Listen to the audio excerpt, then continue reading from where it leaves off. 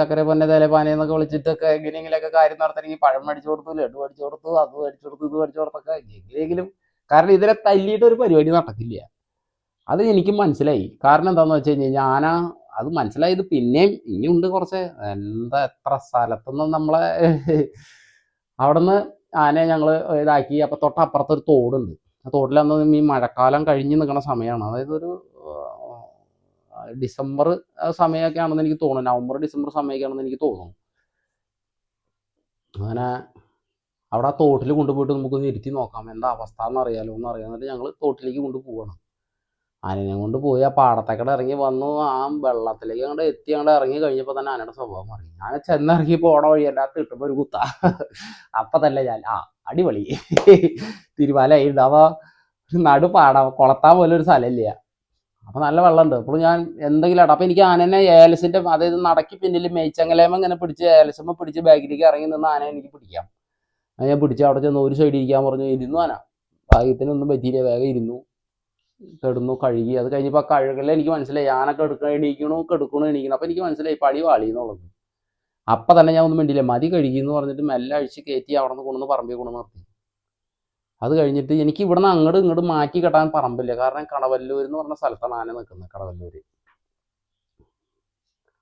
അവിടെ കുറേ ആൾക്കാരൊക്കെ അടിപൊളിയാണ്. ഞാൻ നിന്ന സ്ഥലം വെച്ചിട്ട് ഏറ്റവും നല്ല ഒരു എന്തെന്ന് പറയുക, നല്ല സഹകരണമുള്ള ആൾക്കാരായിരുന്നു. ഭയങ്കരമായിട്ട് ഒരു കുടുംബത്തിൽ അല്ലെങ്കിൽ നമ്മുടെ ഒരു നാട്ടിൽ നമ്മളെങ്ങനെ ജീവിക്കണം അതുപോലെയായിരുന്നു ഞാൻ അവിടെ ജീവിച്ചത്. അപ്പോൾ ആ കടവല്ലൂർ അമ്പലത്തിൻ്റെ അവിടെ നിന്ന് കുറച്ചും കൂടി മുന്നോട്ട് പോയിട്ട് അവിടെ ഒരു സെൻറ്റർ ഉണ്ടായിരുന്നു, പാറപ്പുറം അങ്ങനെ എന്താണെന്ന് എനിക്ക് തോന്നുന്നു. ആ സ്ഥലത്ത് നിന്ന് നേരെ താഴത്തേക്ക് ഇറങ്ങി പോയിട്ട് ആ പാടത്തേക്ക് എത്തുമ്പോൾ തന്നെ വലത്തെ സൈഡിൽ ഒരു ഏക്കർ പറമ്പുണ്ട്. ചുറ്റും മതിലൊക്കെ കെട്ടിയിട്ട് വർഷകാലമായി കഴിഞ്ഞാൽ അവിടെ ഇത്ര വെള്ളമാണ്. എന്നിട്ട് ആ പറമ്പിൽ നിന്ന് എനിക്ക് അങ്ങോട്ട് ഇങ്ങോട്ട് മാറ്റി കെട്ടാൻ സ്ഥലമില്ല. ഈ കല്ലും കട്ടയൊക്കെ കിടക്കണ കാരണം കൊണ്ട് അന്ന് ആ പറമ്പിന് അത്ര ഈ മണ്ണടിച്ച് അത്ര ഒരു സെറ്റപ്പ് ആയിട്ടില്ലായിരുന്നു. ആ മാവിൻ്റെ അവിടെയൊക്കെ ഒരു തറയിലായിരുന്നു, നമ്മുടെ ഓൾറെഡി ആന കെട്ടിയായിരുന്ന തറയൊക്കെ ഉണ്ടായിരുന്നു. പക്ഷെ അതൊന്നും തറയായിട്ടുണ്ടായിരുന്നില്ല. അവിടെ നിന്ന് കെട്ടാനുള്ള സ്ഥലമല്ലേ, ഒന്ന് ജസ്റ്റ് ഒന്ന് കൊണ്ടുവന്ന് നിർത്താൻ, ആ മാവിൻ്റെ അടിയിൽ ഒന്ന് നിർത്താൻ. അതെന്നാലും ആനയ്ക്ക് അങ്ങോട്ട് ഇങ്ങോട്ട് തിരിയാനോ മറ്റതിനുള്ള ഗ്യാപ്പൊന്നുമില്ല. അപ്പം ഞാൻ ആ മാവിൻ്റെ ദിവസം ഓരോ ദിവസം കൊണ്ടുവന്ന് നിർത്തി. അവിടെ ആന കിടത്താൻ പറ്റില്ല. അപ്പം ഞാൻ പറഞ്ഞു, ചേട്ടാ ഈ തറയിൽ നിന്നാൽ ശരിയാവില്ല, ഇവിടെ നിന്ന് അഴിച്ച് വേറെ ഏതെങ്കിലും ഒരു സ്ഥലത്തേക്ക് കൊണ്ടുപോയിട്ട് അങ്ങോട്ടും ഇങ്ങോട്ടൊക്കെ ഒന്ന് മാറ്റി കെട്ടാനുള്ള സൗകര്യം ഉണ്ടെങ്കിൽ ചിലപ്പോൾ ആന ഒന്ന് ആവാൻ സാധ്യതയുണ്ടെന്ന് പറഞ്ഞു. അങ്ങനെ എന്നാൽ ശരിയെന്ന് അങ്ങനെ ഏതെങ്കിലും സ്ഥലത്ത് കൊണ്ട് കെട്ടാമെന്ന് പറഞ്ഞിട്ട് ചാലിശ്ശേരിയിലുള്ള ഒരു പറമ്പിലേക്ക് ലോറിയിൽ കയറ്റി. അവിടെ നിന്ന് ഞങ്ങൾ മെല്ലെ, അന്ന് പുറത്തൊന്നും ആരും കയറിയില്ല എന്ന് എനിക്ക് തോന്നുന്നു, മെല്ലെ കാലം എനിക്ക് ലോറിയിലേക്ക് കയറ്റി. അപ്പം എനിക്കൊരു കുഴപ്പമില്ല, ലോറിയിലേക്ക് തന്നെ ചാടി കയറി. അപ്പം തന്നെ ഞാൻ ലോറിയിലൊക്കെ ചാടി കയറുണ്ടാവും, കുഴപ്പമില്ല, നീ തെറ്റിയാലും പേടിക്കേണ്ട ആവശ്യമില്ല, ലോറി കയറിക്കൊള്ളുമല്ലോ. ആ ഒരു അതുണ്ട്. അത് കഴിഞ്ഞ് ഇപ്പം ഇതിൻ്റെ ഇടയിൽ ഒരു 10-15 ദിവസമായിട്ടോപ്പാ ഈ അങ്ങോട്ടും ഇങ്ങോട്ടും വട്ടം തിരിക്കാന്നല്ലാണ്ട് ഈ ആനേനെ നമുക്കൊന്നും അങ്ങോട്ട് അകന്ന് കയറി നിന്ന് കൈകാര്യം ചെയ്യാൻ പറ്റില്ലേ. കാരണം ഒരു ഇഷ്ടപ്പെടാത്ത എന്തെങ്കിലും ഒരു കാര്യം ആനോട് പറഞ്ഞാൽ ആന അപ്പം വരും കൈ കൊണ്ട് വരാൻ. ഒരടിയൊക്കെ കൊടുത്താൽ വേദനിക്കാനാണെങ്കിൽ ചങ്ങലേമെന്ന് അഴിച്ചു വിട്ടിട്ട് ഒരു അടി കൊടുക്കണമെന്നുണ്ടെങ്കിൽ നോക്കി കണ്ടെന്ന് ചെയ്തിലേക്ക് തിരിഞ്ഞിങ്ങോട്ട് വരികയും ചെയ്യും, ഓടിക്കുകയും ചെയ്യും. അത് ഭയങ്കര ഒരു ആനയായിരുന്നു അത്. അത് കഴിഞ്ഞ് ലോറി കയറ്റി കൊണ്ടുവന്ന് വേറൊരു പറമ്പിൽ കൊണ്ടുവന്ന് ഇറക്കി. അപ്പോഴും സുനിമോനുണ്ട്, മറ്റേ പയ്യനുണ്ട്. അത് കഴിഞ്ഞ് ഞങ്ങൾ അവിടെ നിന്ന് ഒരു 2 ദിവസം അവിടെ കിടന്ന് തിരിഞ്ഞു. പിന്നെ വെള്ളത്തെ സൗകര്യം കുറവായിരുന്നു. അപ്പോൾ നമുക്ക് ടാങ്കർ ലോറി ഉണ്ട്, അതിനകത്ത് വെള്ളം നിറച്ച് കൊണ്ടുവന്നിട്ട് ആ പറമ്പിൽ കൊണ്ടുവന്നിട്ടൊക്കെ ആവശ്യത്തിന് കഴുകാനും കാര്യങ്ങളൊക്കെ ആയിട്ട് അങ്ങനെ ഒരു 2-3 ദിവസം അവിടെ നിന്ന് തിരിഞ്ഞു. അത് കഴിഞ്ഞപ്പോൾ രഞ്ജേട്ടൻ ചോദിച്ചു, എന്തായി ബിനു പരിപാടിക്കുള്ളൊരിതായെന്ന് ചോദിച്ചു. ചേട്ടാ ഇതിപ്പോൾ ഒന്നും പറയാൻ പറ്റണില്ല, ഇതിപ്പോൾ എന്താ ഒന്നും മനസ്സിലാവണില്ല, ആനയുടെ രീതി എന്താണെന്ന് ഒന്നും പിടിക്കണമെന്ന് പറഞ്ഞു. അങ്ങനെ അവിടെ നിന്ന് 2-3 ദിവസം കഴിഞ്ഞപ്പോഴത്തേക്ക് എനിക്ക് വലിയ കുഴപ്പമില്ല എന്ന് തോന്നി കഴിഞ്ഞപ്പോൾ ഞാൻ പറഞ്ഞു, എന്നാൽ ഒരു പരിപാടി ഉണ്ട്, പിന്നെ എന്താ ചെയ്യേണ്ടത്, പോകാൻ പറ്റുമെന്ന് ചോദിച്ചു. ഞാൻ പറഞ്ഞു, ആ ചേട്ടാ പോവാന്ന് പറഞ്ഞു. അങ്ങനെ അവിടെ നിന്ന് കൊണ്ടുവന്നിട്ട് നടന്നു വന്ന അവിടെ ചാലിശ്ശേരി അമ്പലത്തിൻ്റെ അവിടെ വന്നിട്ട് തൊഴിയിച്ചിട്ട് കയറിപ്പോൾ. അപ്പോൾ അവിടുത്തെ ഇവർക്ക് ഭയങ്കര ഒരു വിശ്വാസമുള്ളൊരു അമ്പലം അവിടെ, ചാലിശ്ശേരി അമ്പലം മുല്ലേമ്മ. അവിടെ ആ ഭാഗത്തുള്ള ആൾക്കാർക്കൊക്കെ നല്ല വിശ്വാസമുള്ള സ്ഥലം തന്നെയാണ് കേട്ടോ. അവിടെ ചാലിശ്ശേരി അമ്പലത്തിൻ്റെ അവിടെ നിന്ന് കൊണ്ടുവന്നു, ആനേനെ കൊണ്ടുവന്നു, ആ അമ്പലത്തിൽ കൊണ്ടുവന്നു, ഒന്ന് തൊഴിയിച്ചു, കാര്യങ്ങളൊക്കെ ചെയ്തു. അപ്പം എനിക്ക് കുഴപ്പമില്ല. അമ്പലത്തിൽ നിന്ന് കുറച്ച് തിന്നാൻ, കുറച്ച് പായസവും മറ്റുള്ള സാധനങ്ങളൊക്കെ തിന്നാൻ കിട്ടണം വരെ എനിക്ക് കുഴപ്പമില്ലായിരുന്നു. ആ തിന്നാൻ അങ്ങോട്ട് കിട്ടിക്കഴിഞ്ഞ വഴി തന്നെ പിന്നെ ആന ബ്രേക്ക് പോയി. അപ്പോൾ സുനിമ മുകളിലിരിക്കുന്നുണ്ട്. അപ്പോൾ ആനയുടെ പോക്ക് അത്ര ശരിയല്ല, കാലുമല്ല ആന പോണേ. സാധാരണ നമ്മൾ കാലനക്ക് പോകുമ്പോൾ ആ കാലും ആന പോകുമ്പോൾ നമ്മൾ ലേശം പിന്നിലേക്ക് ഇറങ്ങി നടന്നു. കാരണം എന്താണെന്ന് വെച്ചാൽ നമുക്ക് സീറ്റിംഗ് ആവാത്ത ആനയാണ്. ഫ്രണ്ടിൽ കയറി നടന്നാൽ നമ്മളിത് ഓടിച്ചാൽ പിന്നെ നമുക്കൊന്നും ചെയ്യാൻ പറ്റില്ല.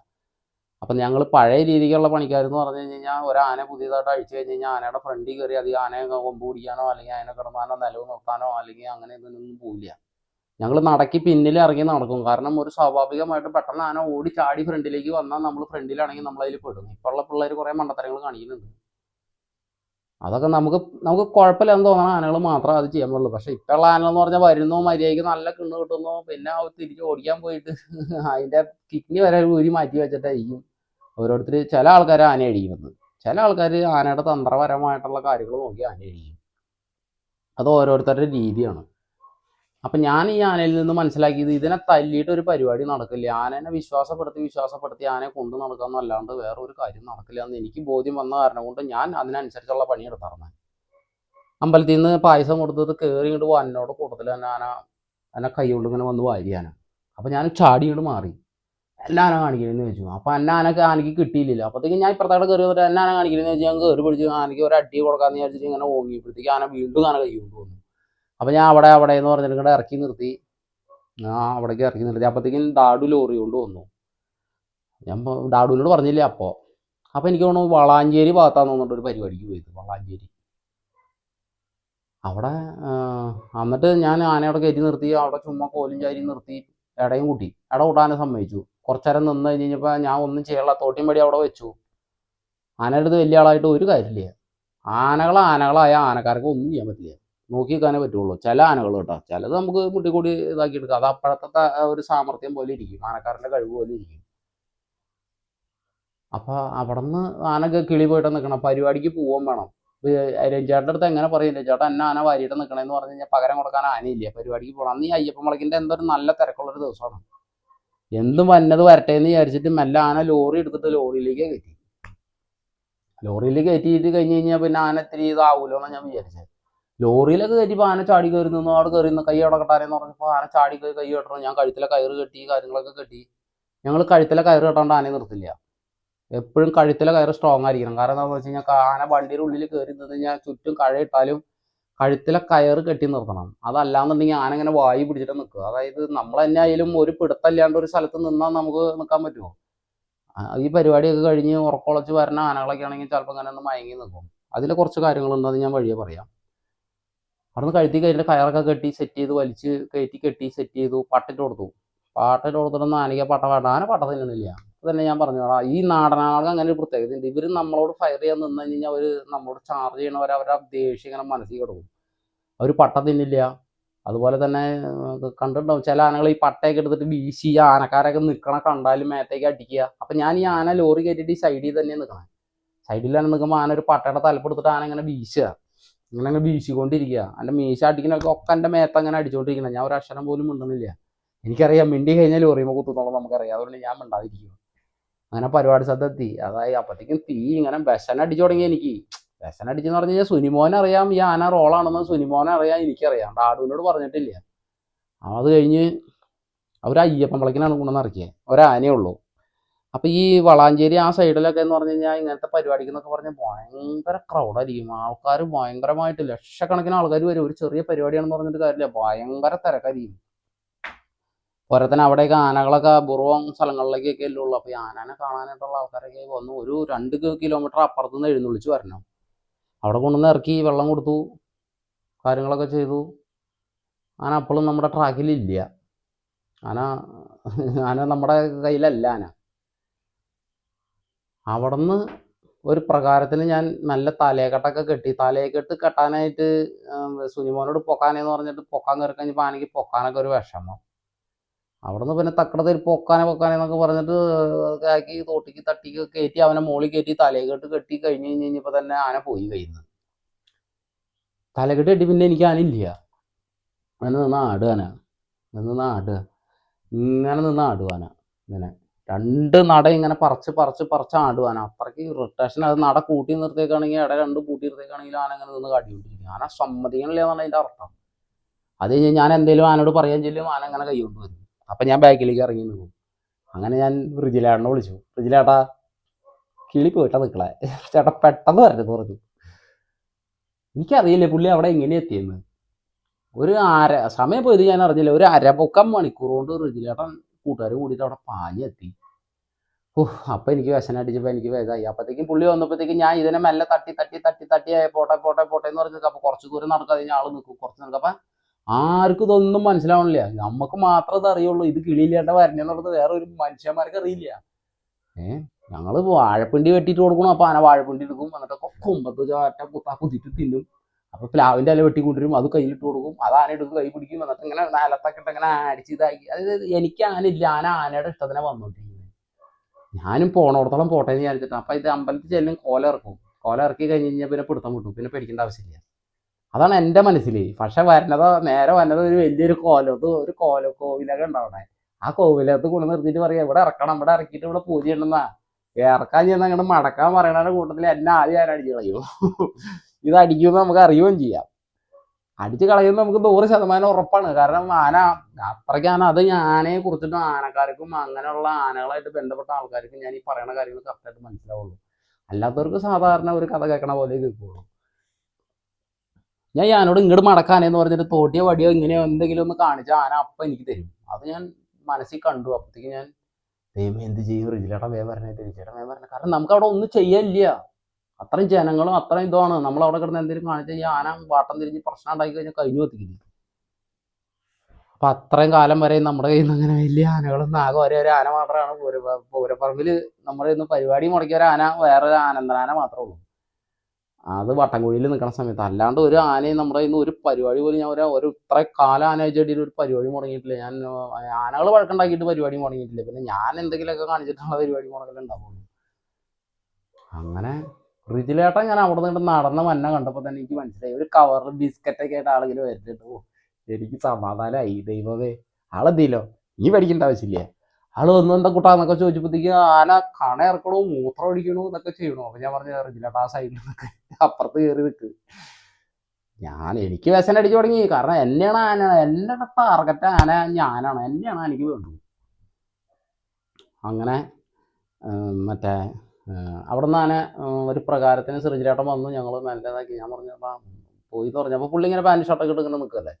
ഒരു പാൻറ്റും ഒരു ലൂസുള്ള ഷർട്ട്, ഒരു വെള്ള ഷർട്ടും പോലെ ഇങ്ങനെ വന്നിട്ട് ബിസ്ക്കറ്റ് കൈ പിടിച്ച് പുള്ളി ഫ്രണ്ടിൽ പോകണം, ആന പുറകെ പോകണം. ഞാൻ ഇതിലൊന്നുമില്ല, ഒരു കാഴ്ചക്കാരനായിട്ട് ഞാനും പോകണം. എനിക്ക് ഒരു റോളും ഇല്ല അവിടെ.